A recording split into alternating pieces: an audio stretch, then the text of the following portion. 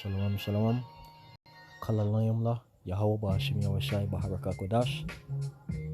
To all the sincere brethren out there, that would be the brothers of Great Stone and the like-minded, pushing this gospel through the four corners of the earth.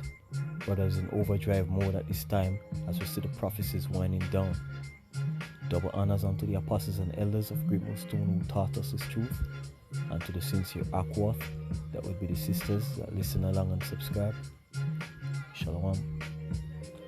Yeah, and the topic for this lesson is going to be eyes have not seen, and I drew that topic as an inspiration, right, when I visited the book in the book of First Corinthians, 2nd chapter, the 9th verse.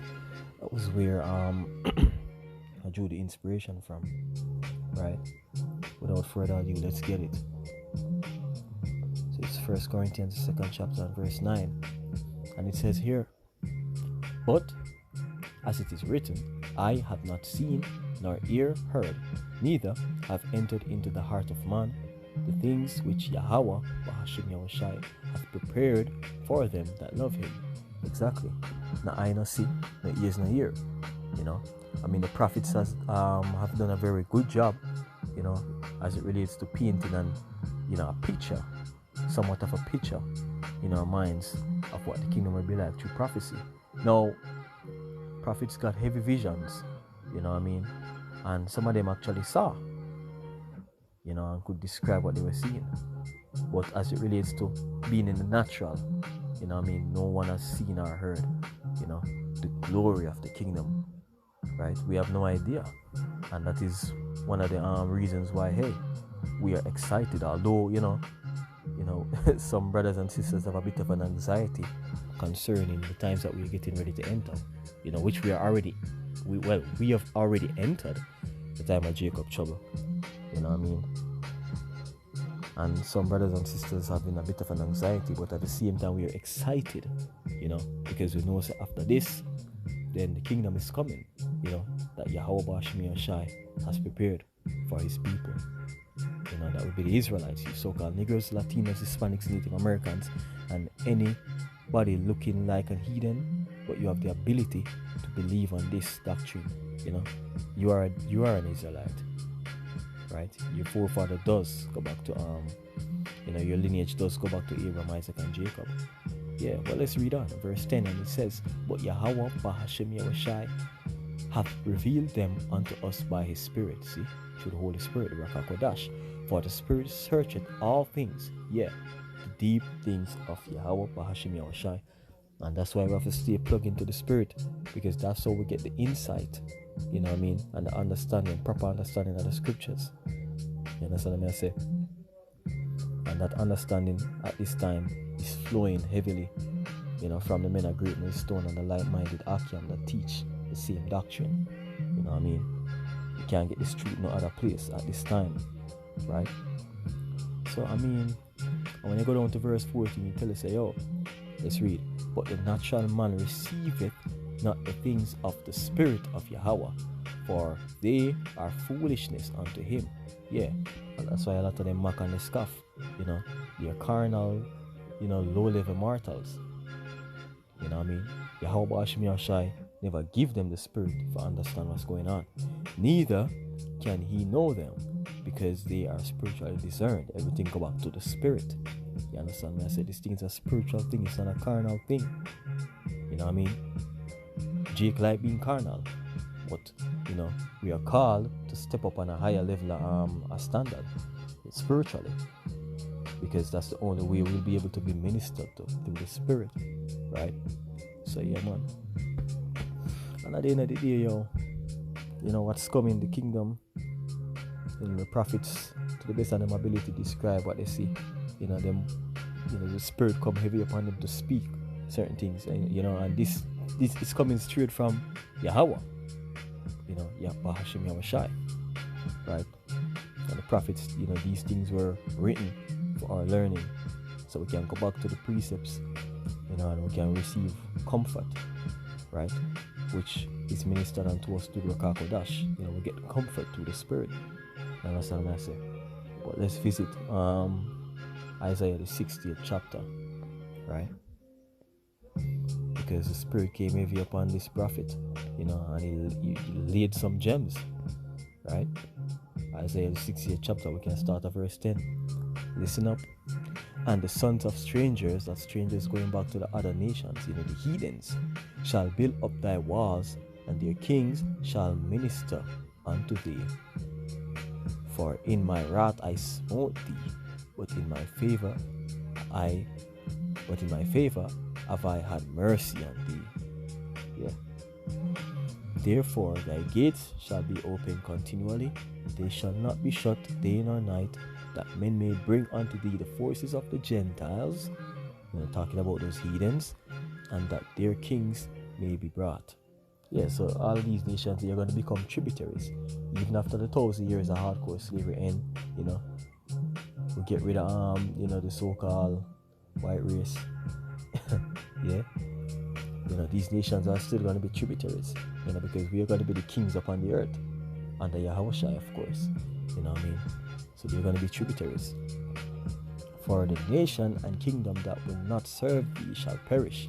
Yeah, those nations shall be utterly wasted. See, the glory of Lebanon shall come unto thee, the fir tree, the pine tree, and the box together, to beautify the place of my sanctuary, and I will make the place of my feet glorious. Heaven is his stone, earth is his footstool. see, the place of his feet, talking about here on earth. You understand? So this cut the whole plantation Christianity bullshit, telling you about the kingdom of heaven is going to be up in the clouds, man. It's going to be here on earth, right? The sons also of them that afflicted thee shall come bending unto thee. Yeah, them heathens gonna humble down themselves, and all they that despise thee shall bow themselves down at the soles of thy feet, and they shall call thee the city of the Lord, the Zion of the Holy One of Israel. Yes, these nations could pay homage, to us Israelites, when we receive the kingdom through Yahushua. This is when they're gonna witness true power. Yeah, man, and I'm gonna know the princes of the power when them see them. Whereas thou hast been forsaken and hated, that's been us all this time, so that no man went through thee. I will make thee an eternal excellency, a joy of many generations. See, thou shalt also suck the milk of the Gentiles, and shalt suck the breasts of kings. Now, when I get freaky now, that's talking about the resources, all their resources, and their possessions, particularly their riches. We're going to get all of that. And thou shalt know that I, the Lord, am thy Savior, and thy Redeemer, the mighty one of Jacob. Jacob, from which came the 12 tribes of Israel. This is not for everybody. This is only for the Israelites, the so-called Negroes, Latinos, Hispanics, Native Americans. For brass I will bring gold, and for iron I will bring silver, and for wood, brass, and for stones iron. I will also make thy officers peace, and thine exactors righteousness. Violence shall no more be heard in thy land. See, no more war. That's how we know them over there in the land right now calling themselves Jewish. They're not the people, because right now we're on the brink of World War III and we can't wait. Wasting nor destruction within thy borders, but thou shalt call thy walls salvation, and thy gates praise. Yeah, the sun shall be no more thy light by day, neither for brightness shall the moon give light unto thee. And that's just going back to the glory of the kingdom, how glorious the kingdom is going to be. But the Lord shall be unto thee an everlasting light, and thy power thy glory. Yeah, man. And we'll always be wise. We're going to be wise. We're going to be like gods. We're going to know everything. The secrets of the universe. These nations are going to come to us when they want, for basically guidance. We're going to rule them. But, you're going to have times when we're going to have to cast judgments. Nations are going to come to us You know, they might have petty conflicts among themselves because they're not perfect, right? And they're gonna need insight. You understand? So yeah. Thy sun shall no more go down, neither shall thy moon withdraw itself. For the Lord shall be thine everlasting light, and the days of thy mourning shall be ended. Exactly. The sun shall no more go down, neither shall thy moon withdraw itself. Exactly. Going back to that glory, you know, the kingdom is going to be so bright, right? It's not talking about the literal sun or literal moon. The sun and the moon will not pass away. You see, this is why we need, the proper teaching of the scriptures. That's why, we are thankful for GMS, because a Christian will see this now and go crazy. See, everything's gonna be destroyed and we're gonna be in heaven, just because it said the sun and shall no more go down. Oh boy. But yeah, so that's just a little synopsis of what the kingdom is gonna be like. You know what I mean? And that's just one out of many examples. You have other prophets that go in on the kingdom as well, breaking it down. You know what I mean? And the kingdom is gonna be built up. One of the reasons why the kingdom is gonna shine so brightly is because of them precious stones, yo. You understand? In the Revelation, it lay them out. It tell you the different types of stones, that will be used. These precious stones here, you have jasper, sapphire. You know what I mean? Let's get the precept though. I'm gonna try to make this lesson as quick as possible. So Revelation 21, can start at verse 19, where talks about the stones and the foundations of the wall of the city were garnished with all manner of precious stones. The first foundation was jasper, the second sapphire, the third chalcedony, the fourth an emerald, the fifth sardonyx, the sixth sardius, the seventh chrysolite, the eighth beryl, the ninth a topaz, the 10th chrysoprasus, the 11th jacinth, the 12th an amethyst. All of these are beautiful, right? And then the 12 gates were 12 pearls. Every several gate was of one pearl, and the street of the city was pure gold, as it were transparent glass. Nobody has ever seen that before. Eyes had not seen. Nobody has never seen anything like this, man. You know what I mean? So when it comes, it's gonna be phenomenal. We can't even begin to put it in words how glorious this is gonna look. And guess what? The animals are gonna be at peace with us. You know what I mean? Because at the end of the day, it's our kingdom. We're gonna be immortals. The subjection, the fear, the dread of man is gonna be upon the animals. You know what I mean? And they're gonna be in order, and they won't attack us. You know what I mean? We can get a little of that in the 11th chapter of Isaiah, where it tell you, pretty much breaking it down how our kids gonna play with these animals. Back to Isaiah 11. Let's see. We can start at verse 6. Listen up. The wolf also shall dwell with the lamb, and the leopard shall lie down with the kid, and the calf and the young lion and the fatling together, and a child shall lead them, which proves that they're going to be children in the kingdom. You know what I mean?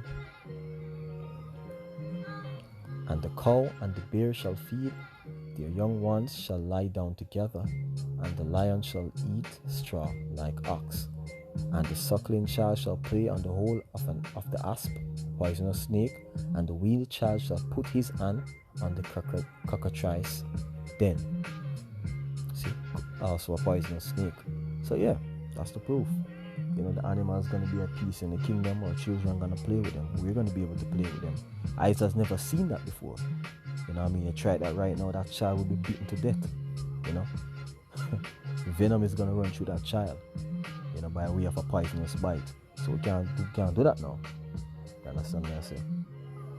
So at the end of the day, man, that's what's coming, right? Eyes has not seen these things. You understand what I say? And I think, who said it? I think it was David said that, he'd rather be a doorkeeper, hold on. Psalms, well, the Psalms 84.